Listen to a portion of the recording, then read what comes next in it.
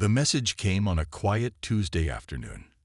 At first, the radio technicians at SETI thought it was just another false positive, like the thousands before it. But this signal was different. It didn't fade. It didn't waver. And most importantly, it was structured in perfect mathematical sequences. Mark Thompson had been monitoring deep space signals for 15 years, and he had never seen anything like this.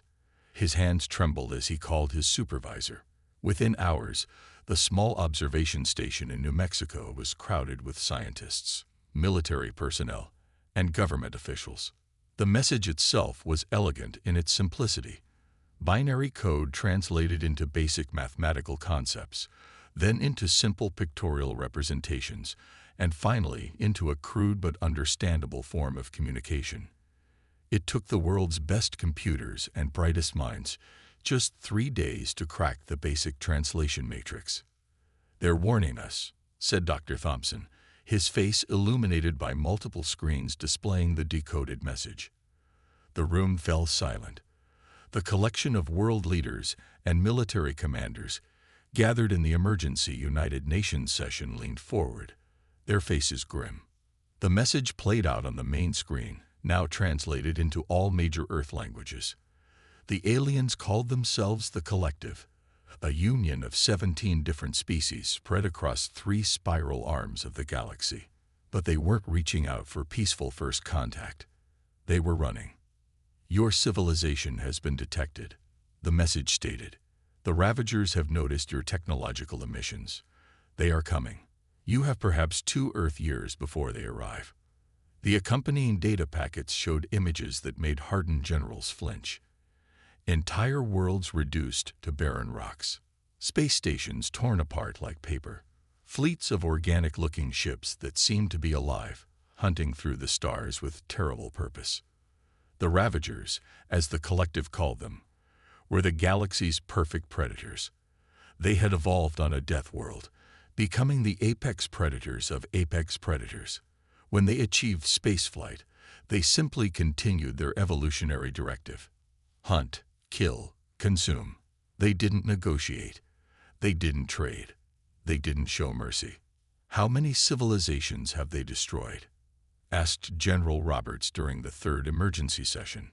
"According to the Collective's data, 27 known spacefaring civilizations have fallen to the Ravagers in the last millennium alone," replied Dr. Thompson, his voice hollow.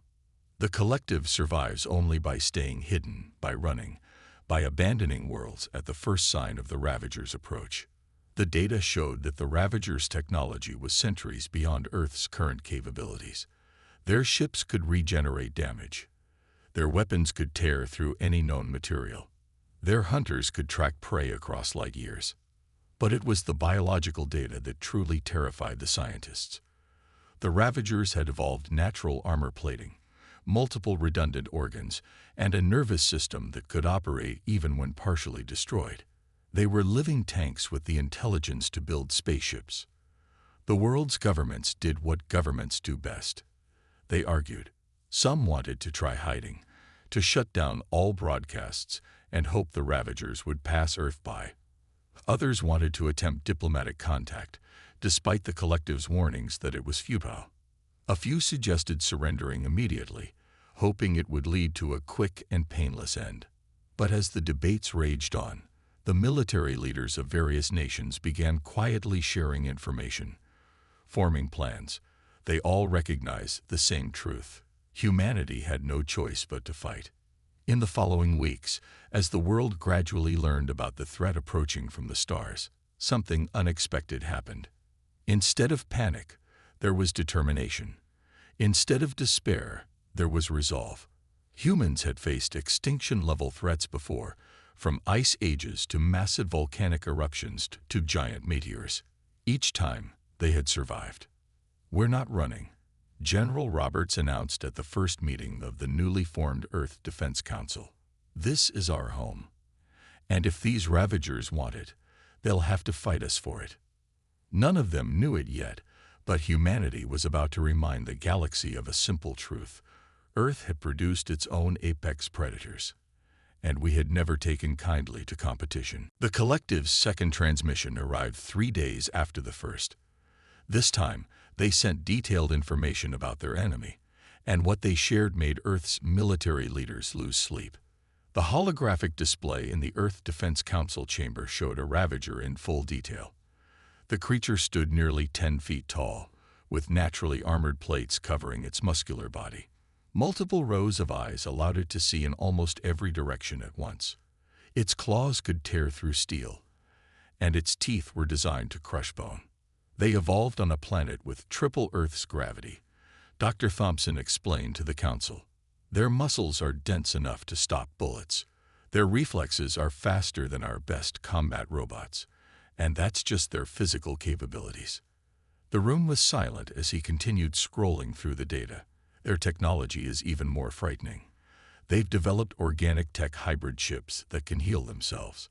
Their weapons are based on their own biological systems, scaled up to spacecraft size. General Roberts stood up, his face stern. But every creature has a weakness. What's theirs? The answer came from the data packets. They had none. Over millions of years, the Ravagers had eliminated every biological weakness through evolution. When they developed space travel, they used genetic engineering to remove their remaining flaws.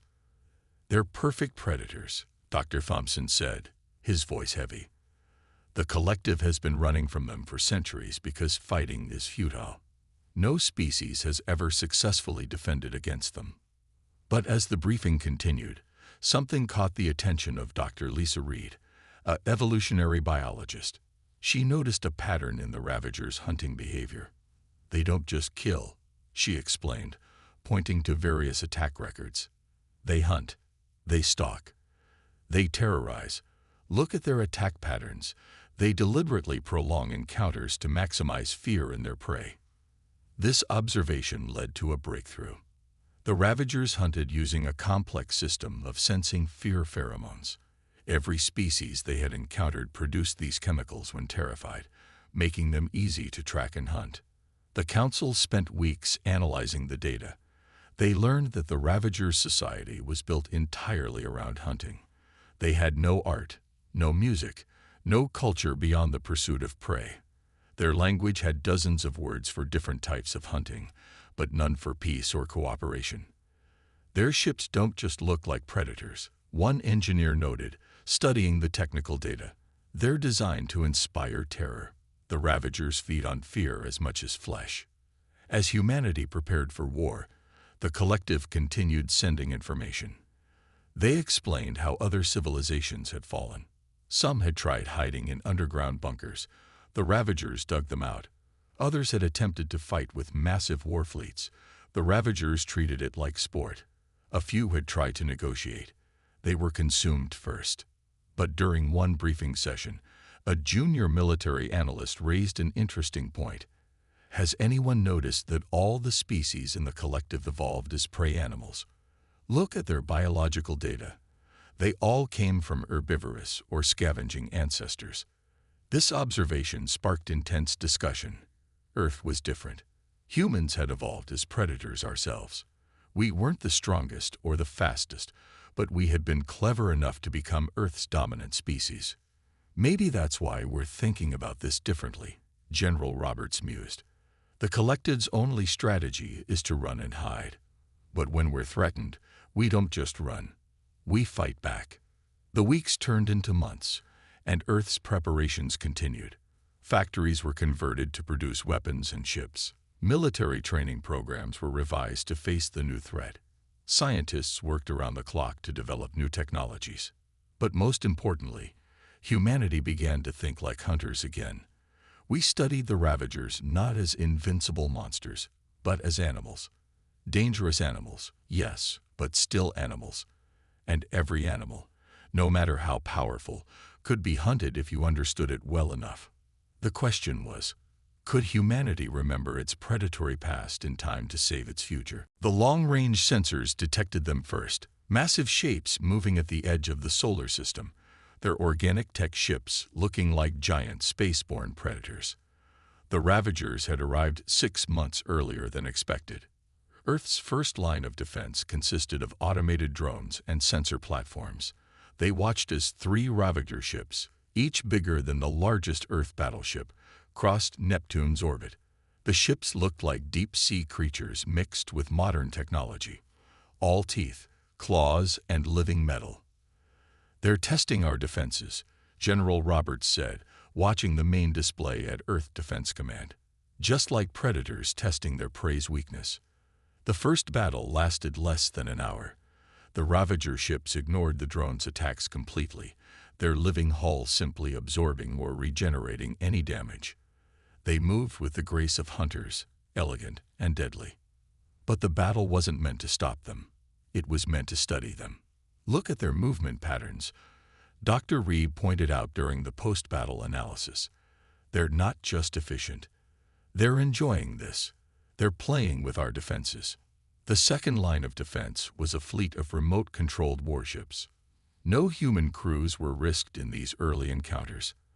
The ships were loaded with Earth's most powerful weapons: nuclear missiles, plasma cannons, and experimental energy weapons. The battle near Jupiter's orbit was fierce. Earth's ships fought in perfect coordination, their AI systems adapting to the Ravagers' tactics. For a brief moment, it seemed like humanity might have a chance. Then the Ravagers started fighting seriously. Their ships opened up like blooming flowers of death, revealing weapon systems that seemed to ignore the laws of physics. Energy beams that curved around obstacles, missiles that phased through shields, living torpedoes that actively hunted their targets. "We lost 60% of the automated fleet," reported Admiral Jones. "But we learned something crucial. The data showed something unexpected. The Ravager ships were actively tracking something besides the normal electromagnetic and gravitational signatures. They were following invisible trails through space, changing course before Earth's ships even began evasive maneuvers." Dr. Reed spent 3 days analyzing the battle data before she made a breakthrough. "They're tracking fear," she announced to the council. "Look at the crew logs from our observation posts."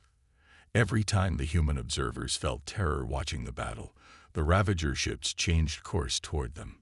Further analysis confirmed it.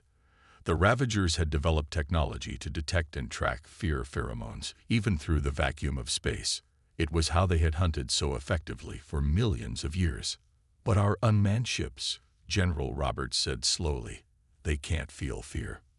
That's when humanity discovered its first real advantage. The automated ships hadn't been destroyed as quickly or efficiently as ships crewed by other species. The Ravagers had actually seemed confused by them. The third battle took place near Mars. This time, Earth tried something different. They sent out a small fleet of manned ships, crewed by volunteers who had undergone extensive psychological training. "Don't run," the mission commander told his crews. "We're not prey running from predators. We're hunters facing competition." The battle that followed shocked everyone, including the Ravagers. Earth's ships took heavy losses, but they didn't break formation. They didn't panic. They fought with calculated precision instead of desperate fear.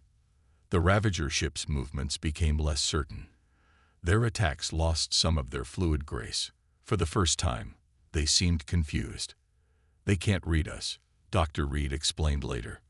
"We're not producing the fear responses they expect. As far as their hunting senses are concerned, we're practically invisible." The battle ended with both sides withdrawing to regroup. Earth had lost many ships, but they had proved something important. The Ravagers could be fought. More importantly, humanity had shown that they weren't just another prey species. They were something the Ravagers had never encountered before, prey that fought back like predators. The real war was about to begin. The emergency meeting of the Earth Defense Council was unlike any before. Instead of military officers and politicians, the room was filled with historians, anthropologists, and evolutionary biologists. The topic wasn't war strategy, it was human history. "We've been looking at this all wrong," Dr. Reed explained, standing before a display showing human evolution. "We keep trying to match their technology. But our real advantage isn't technological, it's biological. The display showed early humans hunting mammoth, taking down saber-toothed tigers, and outlasting larger predators. We weren't the strongest, fastest, or most fearsome species on Earth, but we became the apex predator anyway. General Roberts leaned forward. How does this help us fight the Ravagers? Because we're the only known species that evolved from persistence hunters, Dr. Reed replied. We didn't kill our prey with raw strength. We chased them until they collapsed from exhaustion. The room was silent as she continued. Every other spacefaring species evolved from prey animals that survived by running and hiding. Even the Ravagers, for all their physical power, evolved as ambush predators. But humans were something entirely different. Data from the recent battles confirmed it. The Ravagers' hunting strategy relied on causing terror, then following their prey's fear response. But humans had evolved beyond simple fight-or-flight reactions. We could override our fear with determination. Look at this brain scan, Dr. Thompson added, showing neural patterns from both species. When Ravagers hunt, they follow pure predatory instinct, but human hunters can think through their actions. We can plan, adapt, and overcome our basic impulses. The Council received another transmission from the collective. They were amazed by humanity's resistance. No species had ever lasted this long against the Ravagers. But more importantly, no species had ever fought back quite like this. The Ravagers don't know how to handle prey that doesn't act like prey, Admiral Jones noted. They've never encountered another apex predator species in space. Earth's scientists made another crucial discovery. The Ravagers' organic technology, while incredibly advanced, was based on their natural hunting abilities. Their ships tracked fear signatures because that's how Ravagers hunted. Their weapons were designed to cause terror because that's what they evolved to do. They're trapped by their own evolution, Dr. Reed explained. They can only think like predators. But humans, we can think like both predator and prey. We understand both sides of the hunt. The military leaders began developing new strategies based on this insight. Instead of trying to match the Ravagers' strength, they would use human hunting methods adapted for space warfare. Our ancestors didn't take down mammoths by being stronger, General Roberts said. They did it by being smarter, by working together, by outlasting their prey. Training programs were revised. Space combat doctrine was rewritten. Every human ship crew was taught to think like their ancient ancestors. Patient, determined hunters who never gave up on their prey. The Ravagers' next attack came at a mining colony near Saturn. They expected the humans to flee in terror like all other species. Instead, they found themselves facing organized resistance from crews who showed no fear. They're not just confused now, reported a frontline commander. They're frustrated. They don't know how to hunt something that hunts them back. For the first time in their history, the Ravagers faced an enemy that understood hunting at a fundamental level. Humanity's ships didn't run when attacked. They counterattacked. They didn't scatter in fear. They coordinated their responses. We're not just fighting for survival anymore, General Roberts told his forces. We're teaching the galaxy's greatest predators what it feels like to be hunted. The Ravagers had spent millions of years evolving into perfect hunters, but they had never faced a species that had evolved specifically to outthink and outlast more powerful predators. They had never encountered persistence hunters. Humanity was about to show them exactly why we had become Earth's apex predators. And the galaxy would never be the same. Looking at the tactical display, General Roberts couldn't help but smile. The Ravager ships were doing exactly what ancient prey animals had done when humans first hunted them. They were running themselves to exhaustion. Battle Group 7, maintain pursuit, he ordered. Don't let them rest. Don't let them regroup. Keep pushing them. Earth's fleets had adopted new tactics based on humanity's oldest hunting method, persistence hunting. Ships now operated in rotating shifts, maintaining constant pressure on Ravager forces. When one group needed to rest or resupply, another took its place, keeping the enemy constantly on the move. They've never had to fight a prolonged battle before, Dr. Reed observed from her station. Their entire strategy relies on quick, terrifying strikes. They don't know how to handle an enemy that just keeps coming. The Ravager ships were incredibly powerful, but their organic technology required rest periods to regenerate. In the past, they had always been able to retreat and recover while their prey fled in terror. But humanity didn't give them that chance. Look at their movement patterns, Admiral Jones pointed out. They're becoming erratic. Their coordination is breaking down. The constant pursuit was having an effect. The Ravagers' ships started making mistakes. Their once perfect formation flying became sloppy. Their attacks lost their calculated precision. They were experiencing something entirely new to them: fatigue. Earth's ships used pack hunting techniques adapted for space. Small, fast ships would harass the Ravagers from multiple directions, wearing them down. Larger vessels would wait for the right moment to strike, like ancient humans waiting for their prey to stumble. "We're not just copying our ancestors," a young tactical officer noted.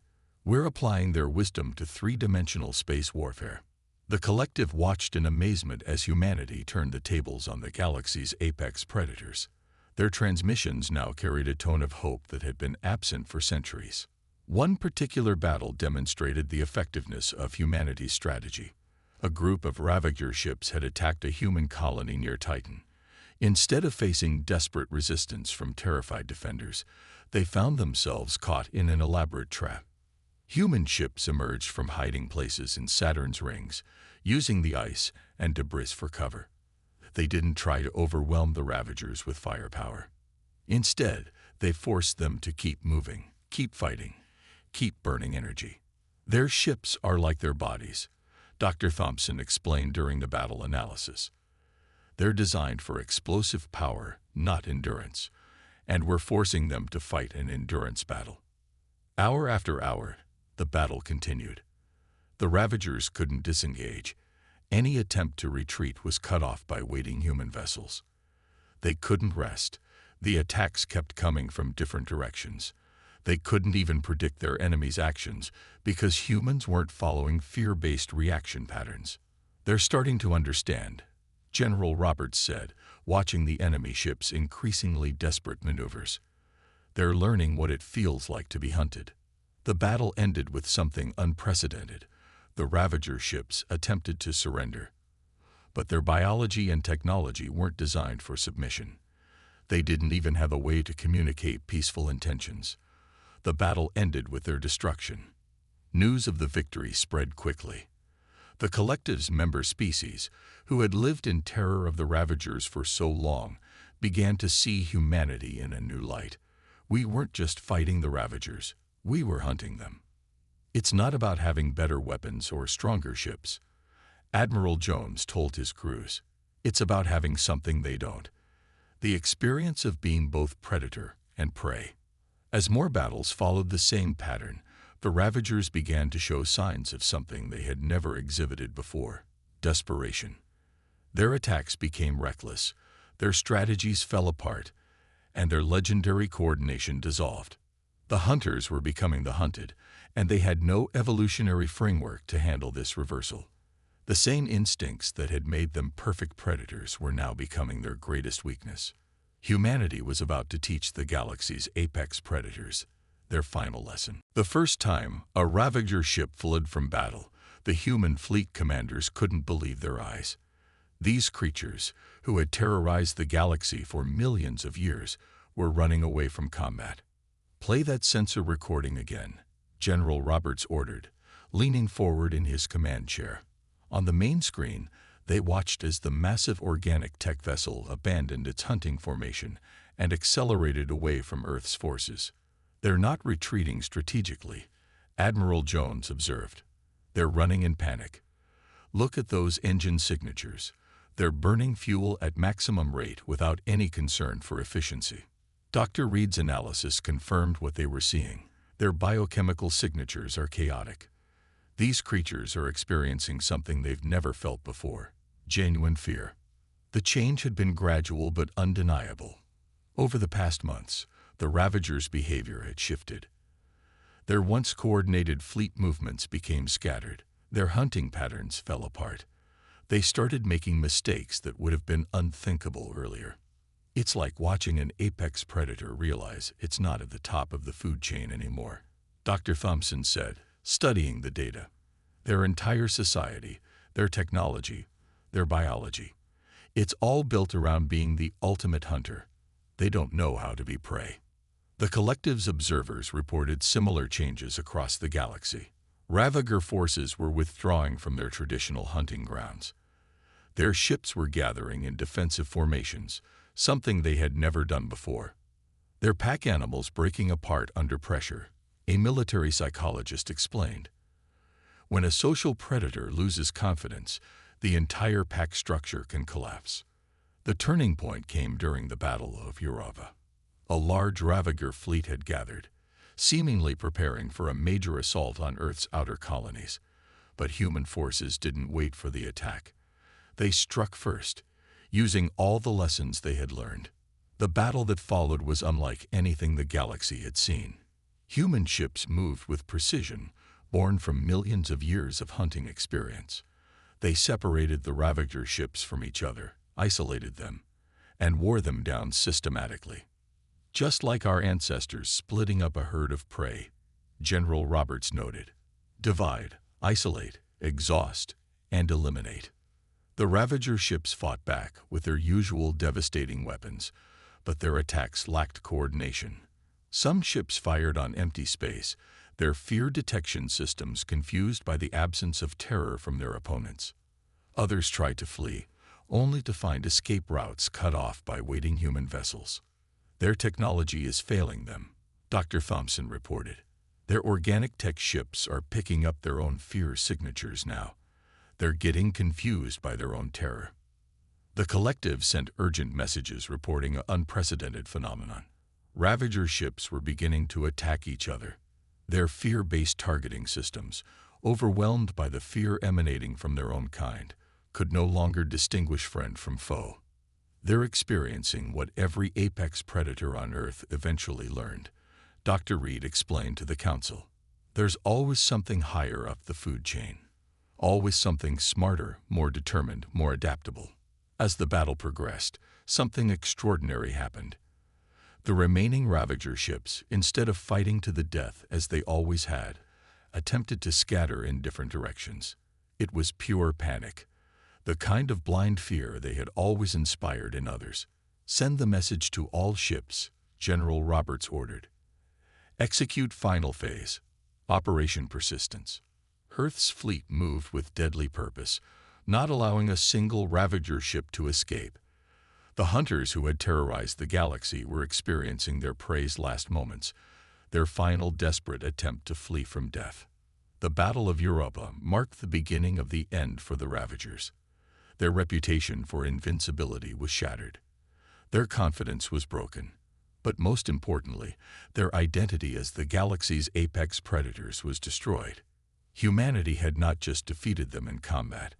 We had broken their spirit by making them experience the one thing they had never evolved to handle, the primal terror of being hunted. The Ravager homeworld wasn't what anyone expected. Instead of a death world filled with monsters, they found a planet of empty cities and abandoned hunting grounds. The mighty predators had retreated to their last refuge. They're all gathering in one place, Admiral Jones reported, studying the sensor data. Every surviving Ravager ship in the galaxy is converging on their primary breeding ground. The final battle would take place where the Ravagers had first evolved millions of years ago. It seemed fitting. The species that had terrorized countless civilizations would make its last stand in its birthplace. They're acting on pure instinct now, Dr. Reed explained to the council. Like wounded animals returning to their den, they don't know what else to do. Earth's fleet arrived in formation, not as frightened prey, but as determined hunters.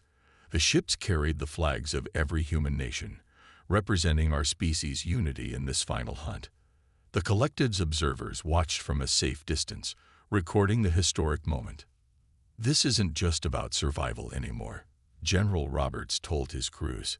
This is about teaching the galaxy that being an apex predator doesn't make you invincible. It just makes you the next target for something better adapted. The Ravagers fought with desperate fury. Their ships launched suicide attacks, tried new weapons, and even attempted to ram the human vessels.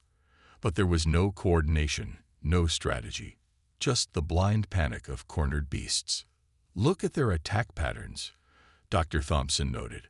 "They're copying ancient Earth predators in their death throes, lashing out randomly, fighting against the inevitable." Humanity's response was methodical, patient, and relentless. Ships moved in coordinated groups, picking apart the Ravager defenses one by one. When one attack group tired, another took its place. The persistent hunting strategy that had served humans since prehistoric times proved just as effective in space. "We're not stronger than them," a young captain observed during the battle.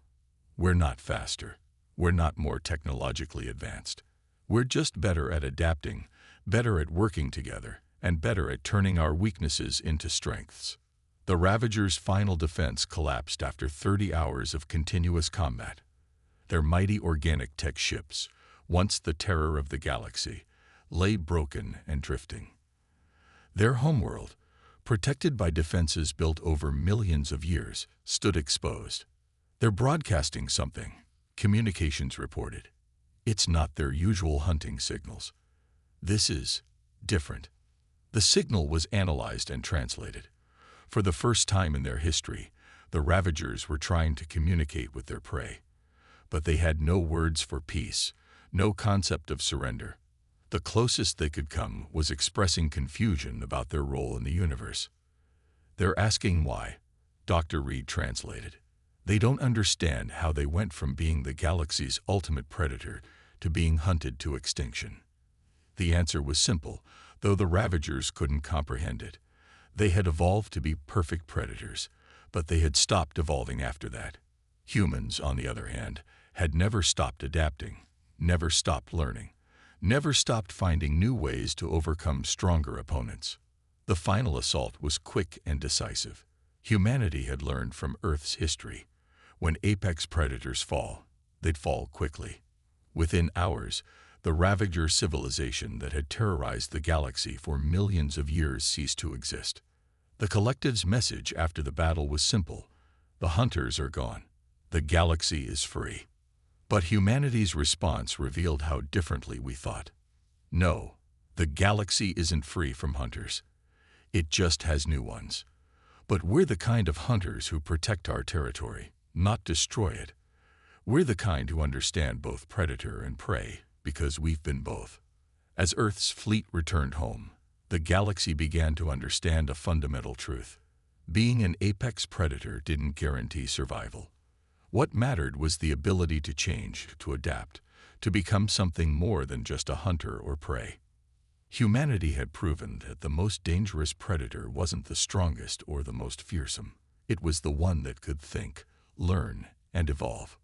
The age of the Ravagers was over. The age of humanity had begun.